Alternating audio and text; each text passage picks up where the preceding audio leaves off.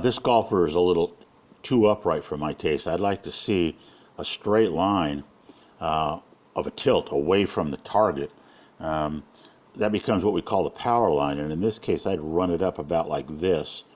So I try to get his lead shoulder back a little bit so that he's on a tilt. The spine needs to be tilted 20 or more degrees away from the target at impact with a wood like this. So right now he's upright. It almost looks like his weight is shifted mostly to his front side. Let's advance this slowly, see what he does.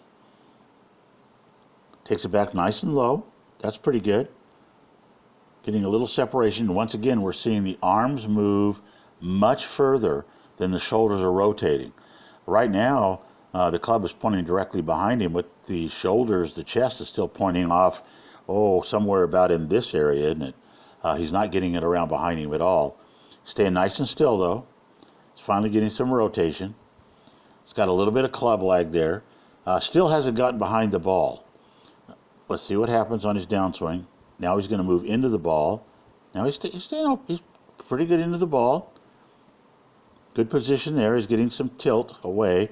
He's actually tilting away from the target a little more now.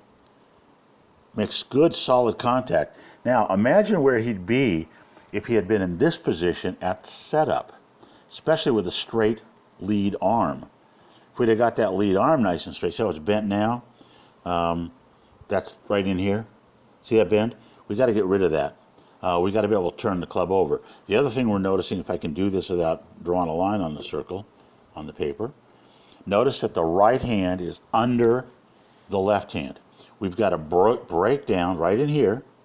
See the breakdown of the lead wrist. The right wrist is straightened. We're flipping the club and lifting it up. See the jamming effect that's got? At this point now, the club should have rotated so I could see the complete back of that trail hand, just like when I back up to here. See where you can see the back of the hand here? We need to be able to see the back of the hand here, and we don't. Ends up pulling the club in real close to his body instead of getting some extension on through to the swing.